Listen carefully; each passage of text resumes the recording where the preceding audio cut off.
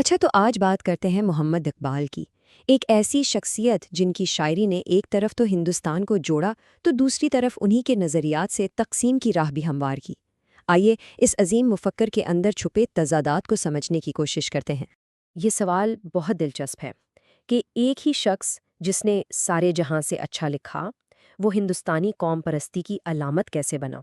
اور پھر وہی شخص پاکستان کا روحانی باپ کیسے کہلایا؟ یہ ہوا کیسے؟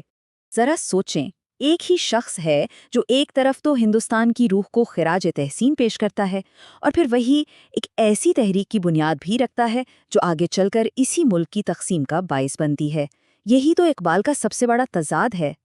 اس تبدیلی کو سمجھنے کے لیے ہمیں اقبال کے سفر کو دیکھنا ہوگا، ہندوستان سے یورپ تک کے سفر کو، جس نے ان کی سوچ کا دائرہ ہی بدل دیا۔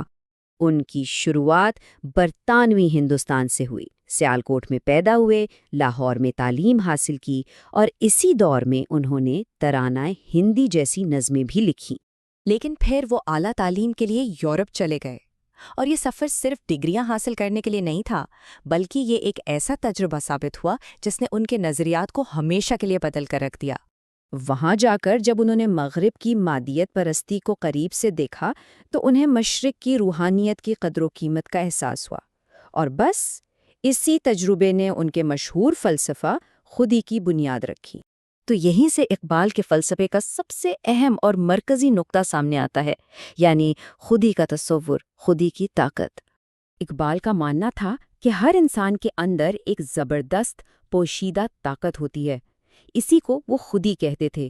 ان کے نزدیک کسی بھی قوم کی ترقی کا راز ہر فرد کی اسی اندرونی طاقت کو جگانے میں چھپا ہے۔ یعنی ان کے لیے ایک عظیم قوم مضبوط افراد سے ہی بنتی ہے۔ خود کو پہچاننا ہی معاشرتی ترقی کی طرف پہلا قدم تھا۔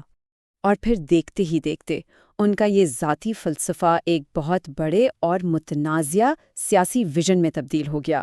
یہ ٹائم لائن بہت کچھ واضح کرتی ہے۔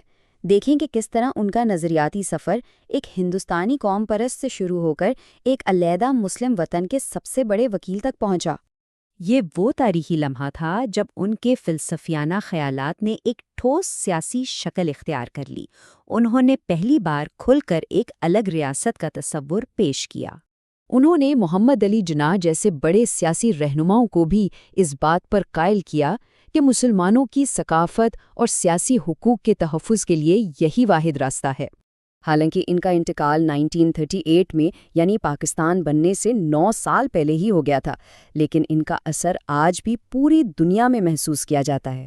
خودی اور روحانی بحالی پر ان کی جو نظریات تھے، انہیں نہ صرف جنوبی ایشیا بلکہ اس سے کہیں دور تک پذیرائی ملی، اور اسی چیز نے انہیں ایک عالمی مفکر کے طور پر ہمیشہ کے لیے امر کر دیا۔